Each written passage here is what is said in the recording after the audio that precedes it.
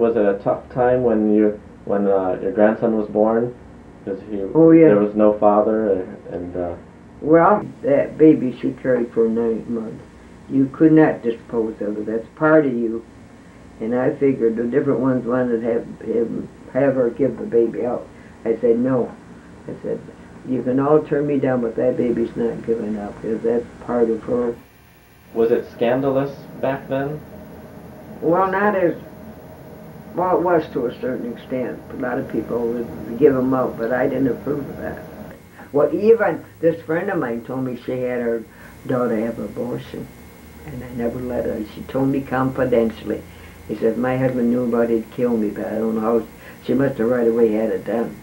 How did you handle the scandal part of it at the time? Well, the friends said I did the right thing, but the family didn't. They talked to Mary and wanted her to give it out. But I said to my sister-in-law, one that was single, she said, do you think if I talked to Mary that she would give it up? I said, do you know, you don't know what it is to carry a baby 9 months and go through that and give it out? I said, you're heartless. I said, no, she's not giving it out. You can all turn me down, but she's not giving that baby out. So you didn't care what the outside world thought? They weren't paying for my keep, and I had the right to my life. How did you react 20-some years later when your grandson told you he was gay? What did you think about that? That was kind of scandalous. Well, I look at life like that.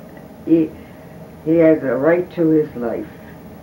It's up to the individual. Years ago, they wouldn't accept it. They looked down if you were, well, what did they used to call them? There's more of them today. According to what I'm reading in the magazine, the paper, there's a lot of gays today.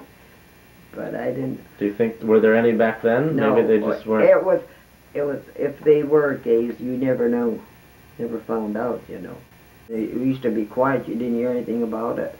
Do you think they could marry and have a companion? Well, they're trying to, the government's trying to fix that up. One of these states, they let them marry now. Do you think that's a good thing? And then they adopt kids. Do you think that's a good thing for someone to have a companion? Well, they got to have a companion. Life is too empty. And I found that out.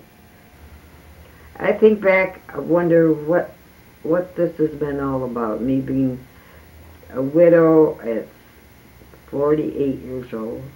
I haven't remarried because I didn't come across anybody. I had my daughter to raise, and if I could I could have went home and found somebody. That wasn't hard for me to do, but I often wonder maybe I should have done that. Most important part of marriage is getting along and working things out and fighting. Well, they say sex is that, but it's not everything. There's more to it than that.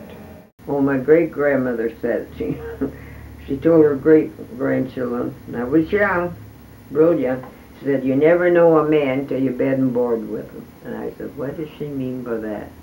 And it seemed to impress my mind.